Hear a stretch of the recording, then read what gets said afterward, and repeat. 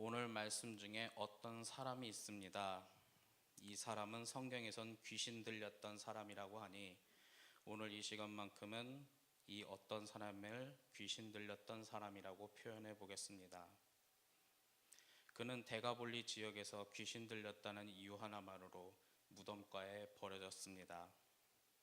그리고 그곳에서 부르짖으며 고함 지르니 어쩌면 주변 사람들은 굉장히 공포스러웠을지도 모릅니다. 하지만 종교사적 비평으로 보면 이 데가볼리 지역은 로마 군대의 주둔지였습니다. 그리고 로마는 분명히 이렇게 말을 하죠. 너희가 문화적으로 종교적으로 무엇을 하든 우린 간섭하지 않겠다. 단 두 가지만 하지 말라. 반란 일으키지 말라. 그리고 세금만 제때 내라. 그게 바로 로마에 의한 평화, 팍스 로마나라고 이야기하지요. 그런데 이 데가볼리 지역은 다른 지역과는 다르게 2,000마리의 돼지떼가 있었습니다. 유대인들은 본래 돼지고기를 잘 먹지 않는 민족이긴 한데 특별히 이 데가볼리에 2,000마리의 돼지떼가 있었다는 것은 조금 눈여겨볼 만합니다. 어떤 성경학자는 이렇게 말을 합니다. 이 2,000마리의 돼지떼는 그 지역에 주둔해 있던 로마에게 납품하는 돼지떼였다. 그렇다면 이 여러 가지 퍼즐을 맞추어 이런 이야기도 생각해 볼 필요가 있습니다. 로마에 의한 평화, 로마에 반대하면 탄압한다는 거죠. 어쩌면 그러다 보니 누군가 로마 군대에 의해 탄압받고 죽어갔던 가족들이 있었을 것입니다. 오늘 이 말씀 속에 있었던 귀신 들렸던 이 사람은 어쩌면 가족을 잃고 그 무덤가에서 고통 속에 부르짖었던 사람이지요.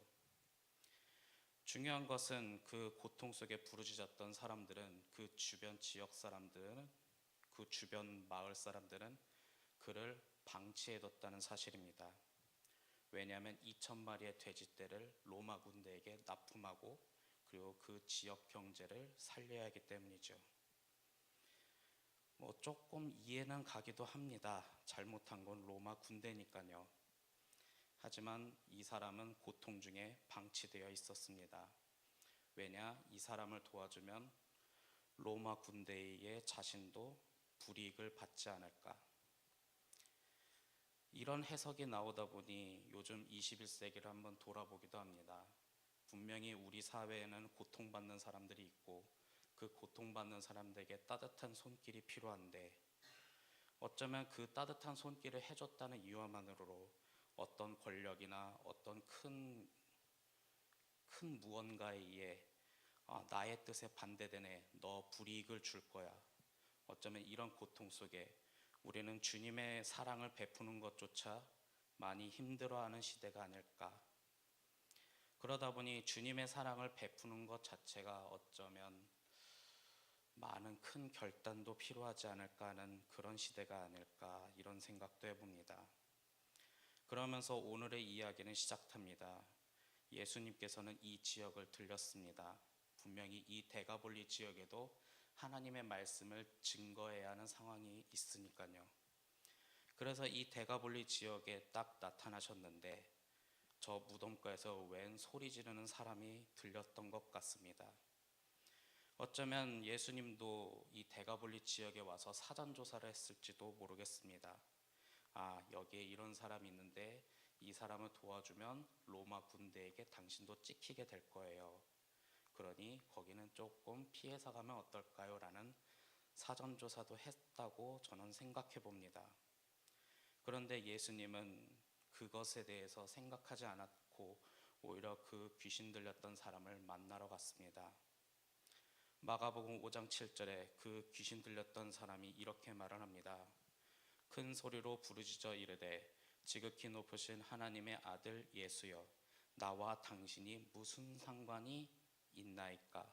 원하건대 하나님 앞에 맹세하고 나를 괴롭히지 마소서. 전 여기서 당신이 나와 무슨 상관이 있냐고 말합니다. 이 말은 귀신의 입장에선 예수님과 부딪혀서 좋을 것 없으니 서로 갈 길 가자. 예수님 갈 길 가세요. 나는 나대로 이 사람 괴롭히면서 귀신 노릇할게요.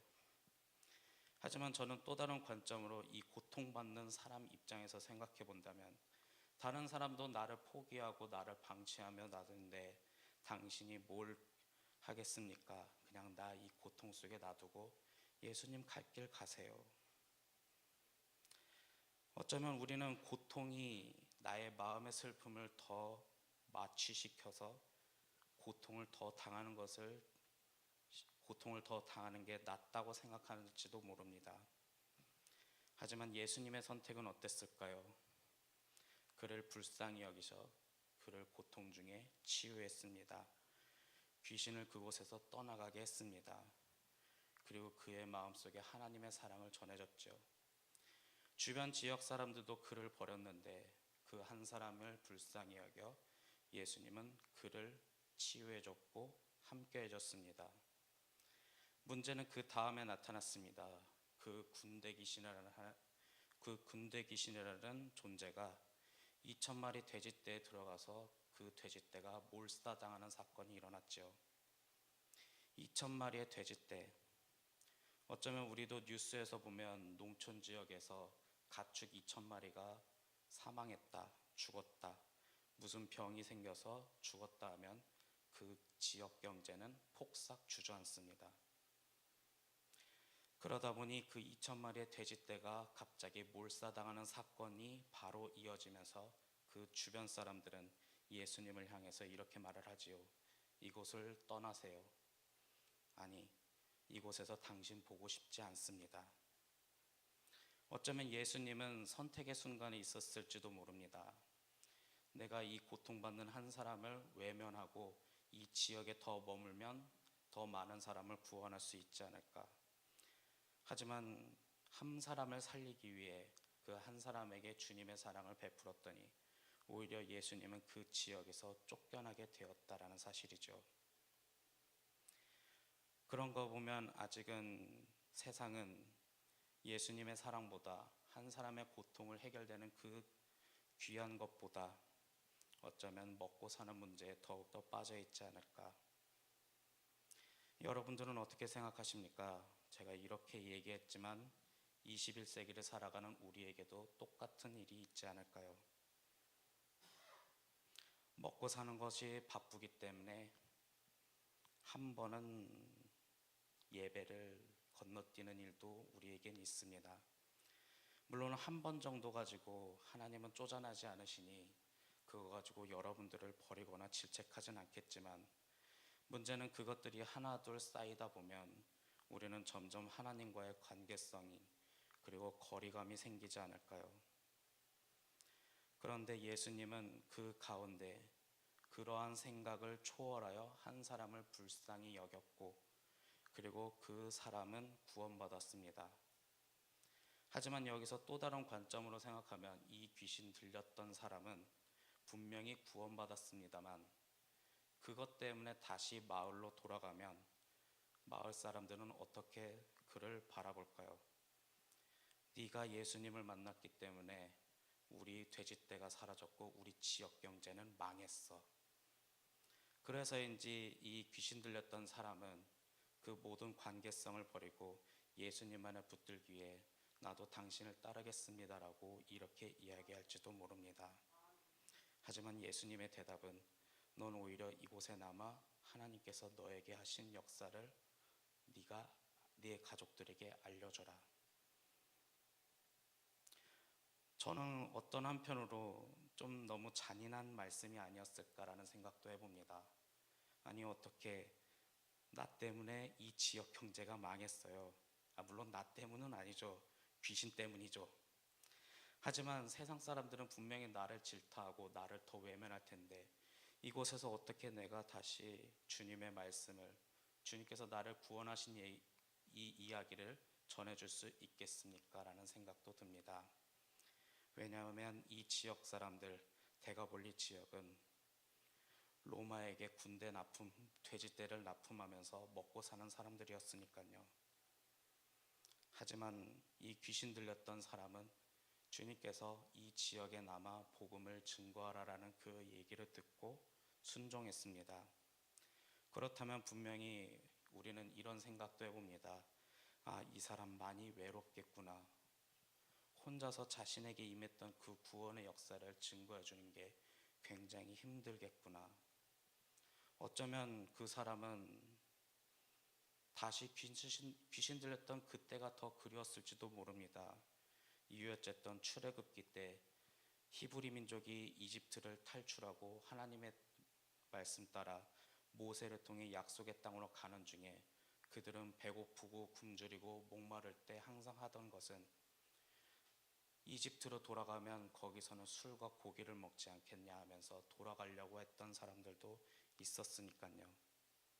하지만 이 귀신 들렸던 사람은 주님을 만나 그가 구원의 기쁨을 누렸을 때 주님의 말씀에 순종하여 그곳에서 복음을 증거하고 자신에게 임했던 하나님의 사랑을 증거했습니다. 그 결과 그는 외면당하는 것이 아니라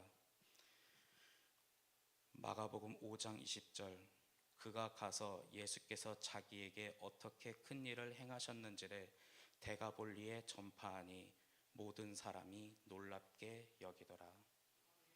이렇게 하면서 이야기가 마무리되고 있다면 우리는 한 번쯤도 생각해보는, 우리의 상식으로 생각하면 나는 분명히 외면받고 버림받는 것이 아니라 주님이 나와 함께할 때 어떤 일이 일어나는지를 성경은 분명히 말하고 있습니다. 그렇다면 오늘 말씀을 이렇게 한번 정리해보면 어떨까요?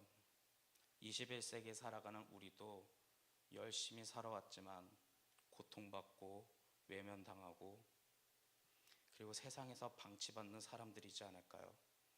그런 여러분들에게 주님은 여러분들 한 사람을 생각하며 여러분들의 마음속에 들어왔고 여러분들에게 구원의 기쁨, 주님과 동행하는 것이 얼마나 기쁜지 그것을 알려줬습니다. 그리고 우리는 그것에 감사하며 하루를 살아간다면, 그런데 그 주님은 네가 가고 있는 그곳에 주님께서 역사하신 것을 알려줘라 라고 합니다. 그저 내가 받았던 기쁨, 내가 받았던 구원을 알려주기만 하라는 겁니다. 이것이 전도랑 뭐가 다르겠습니까? 하지만 누군가는 말합니다. 전도 안 됩니다. 저 사람들은 내 말을 듣지 않아요. 저 사람들은 오히려 하나님의 기쁨보다 먹고 사는 문제에만 신경 쓰고 삽니다. 그렇게 하면서 우리가 포기해버린다면 오늘 데가볼리에 있었던 모든 사람이 놀랍게 여겼다라는 것은 이루어지지 않을 것입니다. 그렇다면 우리의 생각을 잠깐 내려놓고 주님께서 나에게 말씀하셨듯이 그 말씀대로 순종하며 살아갈 때 데가볼리에 있었던 모든 사람이 놀랍게 여기는 것은 바로 이 용인시 처인구 이곳에서 이루어지지 않을까요? 오늘 말씀 속에 분명히 예수님은 한 사람을 만나줬습니다. 그 사람과 만나 인격적인 역사가 일어났고 그 인격적인 역사가 바로 또 다른 역사의 시작이 됩니다. 그것은 여러분들도 마찬가지입니다. 여러분들 한 사람이 오늘 이 시간 기도할 때 주님과 인격적인 만남이 있고 예수님의 사랑을 여러분들 마음속에 담고 그리고 더 저 거친 세상 속에 믿음으로 살아갈 때 하나님은 여러분들과 함께한다는 사실입니다. 그렇게 기도하며 주님과 함께하는 사람이 바로 그리스도인이며 바로 성도입니다. 우리가 기도하는 성도이며 가정과 교회를 튼실히 세우고 이 세상 가운데 하나님 나라를 확장시키는 여러분들이 되었으면 좋겠습니다. 그렇다면 오늘 이 말씀 속에 있었던 위대한 역사의 승리는 바로 여러분들의 것이 될 것입니다. 그렇게 하나님 나라를 확장시키는 두드림교회 성도님이 되기를 간절히 소망합니다.